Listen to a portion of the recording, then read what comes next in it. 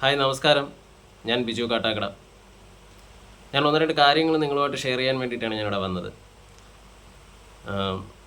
ഇപ്പോൾ നമ്മൾ ഓരോ ദിവസവും നോക്കുമ്പോഴും കേരളം നമ്മൾ ടി വി, പത്ര, സമൂഹ മാധ്യമങ്ങളിൽ കൂടെ നമ്മൾ കാണുന്ന വാർത്തകളാണ്. ഓരോ ദിവസവും ഓരോ പ്രതിസന്ധികൾ ഇങ്ങനെ നമ്മളെ കേരളത്തെ ഇങ്ങനെ ആഞ്ഞടിച്ചുകൊണ്ടിരിക്കുകയാണ്.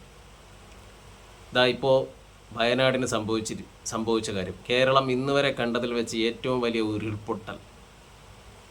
നാളെയുടെ പുലരിയ സ്വപ്നം കണ്ടുകൊണ്ട് ഉറങ്ങിയ എത്രയോ ആൾക്കാർ ഇന്ന് നമ്മളെ വിട്ടുപോയിരിക്കുന്നു. ആ ഒരു നാടിൻ്റെ ഒരു മുഖചിത്രം തന്നെ മാറിക്കഴിഞ്ഞു. തീർച്ചയായും ആ കാഴ്ചകളും അവിടുത്തെ ഓരോ വാർത്തകളും നമ്മൾ കാണുകയും കേൾക്കുകയും ഒക്കെ ചെയ്യുമ്പോൾ വളരെ സങ്കടം, ഭയാനകം ഒക്കെയാണ്. തീർച്ചയായും പ്രളയം ഉൾപ്പെടെയുള്ള പ്രതിസന്ധികൾ നമ്മളെ കേരളം ഒന്നാകെ ഒറ്റക്കെട്ടായി ആ പ്രതിസന്ധിയെ നമ്മൾ മറികടന്നവരാണ്. തീർച്ചയായിട്ടും നമുക്കും ആ പഴയ വയനാടിനെ തിരിച്ചു കൊണ്ടുവരാൻ സാധിക്കും. നമ്മൾ ഓരോരുത്തരും ഒറ്റക്കെട്ടായി നിന്നാൽ നമുക്ക് ആ പഴയ വയനാടിനെ തിരിച്ചു കൊണ്ടുവരാൻ കഴിയും. തീർച്ചയായും ഞാൻ പറയാൻ ഉദ്ദേശിച്ച കാര്യം, തീർച്ചയായും നമ്മളാൽ കഴിയുന്ന സഹായങ്ങൾ ആ ദുരന്ത സ്ഥലത്ത് എത്തിക്കണം. ഇപ്പോൾ ഉപയോഗിക്കാത്ത ഡ്രസ്സുകൾ പലരുടെയും വീടുകളിലുണ്ടാവും, മാറ്റിയൊക്കെ വച്ചിരിക്കുന്നത്. പിന്നെ സാനിറ്ററി പാഡ്, വെള്ളം, മെഡിസിൻ മുതലായ ഒത്തിരി സാധനങ്ങൾ അവിടെ ആവശ്യമുണ്ട്.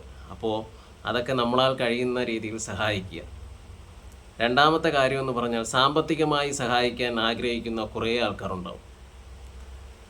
എനിക്ക് പറയാനുള്ള ഒരു കാര്യം, എൻ്റെ വ്യക്തിപരമായ ഒരു കാര്യമാണ് ഞാൻ നിങ്ങളുമായിട്ട് ഷെയർ ചെയ്യുന്നത്. അത് നമുക്ക് അവരെ സഹായിക്കാൻ 1 രൂപയാണെങ്കിൽ പോലും സഹായിക്കാൻ മനസ്സുണ്ടെങ്കിൽ അത് നമ്മൾ നേരിട്ട് അവരെ സഹായിക്കുക.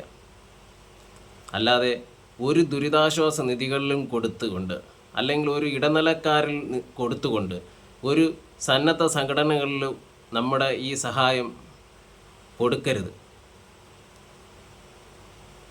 നമുക്ക് എന്താണോ സഹായിക്കാൻ കഴിയുന്നത്, ഇപ്പോൾ ഉദാഹരണത്തിന് ഇപ്പോൾ ഒരു പ്രദേശത്ത് കുറച്ച് ആൾക്കാർ ചേർന്ന് കുറച്ച് സാധനങ്ങളും കുറച്ച് സാമ്പത്തികമൊക്കെ കളക്ട് ചെയ്തുകൊണ്ട് നിങ്ങളത് നേരിട്ട് ആ സ്ഥലത്ത് എന്താണോ ആവശ്യം എന്ന് കണ്ടുകൊണ്ട് തന്നെ അവരെ സഹായിക്കാനായിട്ട് ശ്രമിക്കുക. എൻ്റെ അഭിപ്രായമാണ്.